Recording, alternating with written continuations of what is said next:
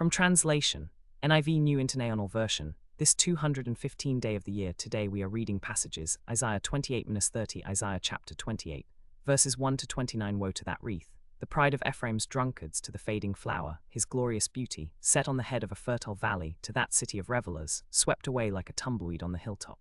See, the Lord has one who is powerful and strong. Like a hailstorm and a destructive wind, like a driving rain and a flooding downpour, he will throw it forcefully to the ground. That wreath, the pride of Ephraim's drunkards, will be trampled underfoot. That fading flower, his glorious beauty, set on the head of a fertile valley, will be like a fig ripe before harvest. As soon as someone sees it and takes it in his hand, he swallows it. In that day the Lord Almighty will be a glorious crown, a beautiful wreath for the remnant of his people. He will be a spirit of justice to him who sits in judgment, a source of strength to those who turn back the battle at the gate. And these also stagger from wine and reel from beer. Priests and prophets stagger from beer and are befuddled with wine. They reel from beer, they stagger when seeing visions, they stumble when rendering decisions. All the tables are covered with vomit, and there is not a spot without filth. Who is it he is trying to teach? To whom is he explaining his message? To children weaned from their milk, to those just taken from the breast, for it is. Do this, do that, a rule for this, a rule for that. A little here, a little there. Very well then, with foreign lips and strange tongues God will speak to this people, to whom he said, This is the resting place, let the weary rest, and this is the place of repose, but they would not listen. So then the word of the Lord to them will become, Do this, do that, a rule for this, a rule for that. A little here, a little there, so that as they go they will fall backward, they will be injured and snared and captured. Therefore hear the word of the Lord, you scoffers who rule this people in Jerusalem. You boast, we have entered into a covenant with death, with the realm of the dead we have made an agreement. When an overwhelming scourge sweeps by, it cannot touch us, for we have made a lie our refuge and falsehood our hiding place. So this is what the sovereign Lord says. See, I lay a stone in Zion, a tested stone, a precious cornerstone for a sure foundation. The one who relies on it will never be stricken with panic. I will make justice the measuring line and righteousness the plumb line. Hail will sweep away your refuge, the lie, and water will overflow your hiding place.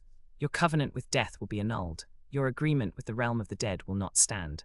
When the overwhelming scourge sweeps by, you will be beaten down by it. As often as it sweeps by, it will overtake you. As often as it comes, it will overtake you. Every morning it will sweep by day and by night. It will be nothing but terror and understanding of the message. The bed is too short to stretch out on, the blanket too narrow to wrap around you. The Lord will rise up as he did at Mount Perazim. He will rouse himself as in the valley of Gibon, to do his work, his strange work, and to perform his task, his alien task. Now stop your mocking, or your chains will become heavier. The Lord Almighty, has told me of the destruction decreed against the whole land. Listen and hear my voice, pay attention and hear what I say. When a farmer plows for planting, does he plow continually? Does he keep on breaking up and harrowing the soil? When he has leveled the surface, does he not sow caraway and scatter cumin? Does he not plant wheat in its place, barley in its plot, and spelt in its field? His God instructs him and teaches him the right way. Caraway is not threshed with a sledge, nor is a cartwheel rolled over cumin. Caraway is beaten out with a rod, and cumin with a stick. Grain must be ground to make bread, so one does not go on threshing it forever. The wheels of a cart are rolled over it, but one does not use horses to crush grain. All this also comes from the Lord Almighty, whose plan is wonderful, whose wisdom is magnificent. Isaiah chapter 29, verses 1 to 24. Woe to you, Ariel, Ariel, the city where David settled. Add year to year and let your cycle of festivals go on. Yet I will besiege Ariel. She will mourn and lament, she will be to me like an altar hearth. I will encamp against you on all sides. I will besiege you with towers and set up siege works against you. Brought low, you will speak from the ground. Your speech will mumble out of the dust. Your voice will be a ghostly muttering from the earth. Out of the dust your speech will whisper. But your many enemies will become like fine dust, the ruthless hordes like blown chaff. Suddenly, in an instant, the Lord Almighty will come with thunder and earthquake and great noise, with windstorm and tempest and flames of a devouring fire. Then the hordes of all the nations that fight against Ariel, that attack her and her fortress and besiege her, will be as it is with a dream, with a vision in the night, as when a hungry person dreams of eating but awakens hungry still. As when a thirsty person dreams of drinking, but awakens faint and thirsty. So will it be with the hordes of all the nations that fight against Mount Zion. Be stunned and amazed, blind yourselves and be sightless, be drunk, but not from wine, stagger, but not from beer.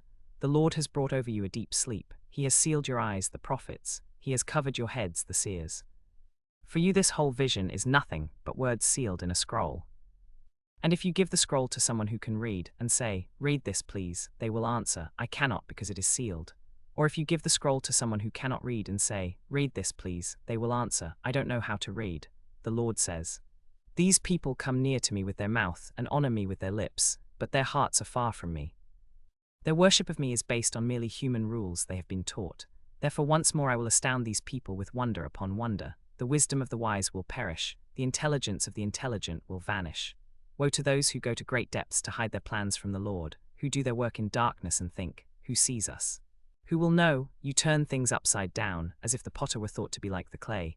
Shall what is formed say to the one who formed it, 'You did not make me'? Can the pot say to the potter, 'You know nothing'?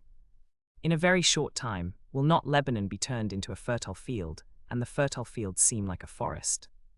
In that day the deaf will hear the words of the scroll, and out of gloom and darkness the eyes of the blind will see. Once more the humble will rejoice in the Lord, the needy will rejoice in the Holy One of Israel. The ruthless will vanish, the mockers will disappear, and all who have an eye for evil will be cut down.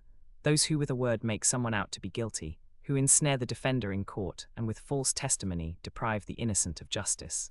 Therefore this is what the Lord, who redeemed Abraham, says to the descendants of Jacob: No longer will Jacob be ashamed. No longer will their faces grow pale. When they see among them their children, the work of my hands, they will keep my name holy. They will acknowledge the holiness of the Holy One of Jacob, and will stand in awe of the God of Israel. Those who are wayward in spirit will gain understanding. Those who complain will accept instruction. Isaiah chapter 30, verses 1 to 33. Woe to the obstinate children, declares the Lord, to those who carry out plans that are not mine, forming an alliance but not by my spirit, heaping sin upon sin. Who go down to Egypt without consulting me, who look for help to Pharaoh's protection, to Egypt's shade for refuge. But Pharaoh's protection will be to your shame, Egypt's shade will bring you disgrace. Though they have officials in Zoan and their envoys have arrived in hands, everyone will be put to shame because of a people useless to them, who bring neither help nor advantage, but only shame and disgrace. A prophecy concerning the animals of the Negev. Through a land of hardship and distress, of lions and lionesses, of adders and darting snakes, the envoys carry their riches on donkeys' backs, their treasures on the humps of camels, to that unprofitable nation, to Egypt, whose help is utterly useless. Therefore I call her Rahab the do-nothing. Go now, write it on a tablet for them, inscribe it on a scroll, that for the days to come it may be an everlasting witness. For these are rebellious people, deceitful children, children unwilling to listen to the Lord's instruction. They say to the seers, "See no more visions," and to the prophets, "Give us no more visions of what is right. Tell us pleasant things, prophesy illusions. Leave this way, get off this path, and stop confronting us with the Holy One of Israel." Therefore this is what the Holy One of Israel says: because you reject this message, relying on oppression and depending on deceit, this sin will become for you like a high wall, cracked and bulging, that collapses suddenly in an instant. It will break in pieces like a potter's jar, shattered so ruthlessly that among its fragments not a shard will be found for taking coals from a hearth or scooping water out of a cistern. This is what the sovereign Lord, the Holy One of Israel, says.